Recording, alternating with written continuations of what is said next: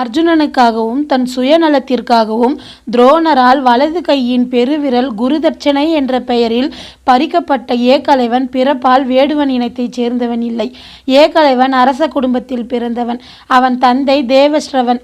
ஏகலைவனின் தந்தை கிருஷ்ண பகவானின் தந்தை வாசுதேவரின் உடன் பிறந்த சகோதரராவார். பிறப்பால் ஏகலைவன் கிருஷ்ண பகவானின் குலத்தைச் சேர்ந்தவன். இன்னும் தெளிவாக பார்த்தால் ஏகலைவன் கிருஷ்ண பகவானின் முதல் நிலை பங்காளி முறை கொண்டவன்.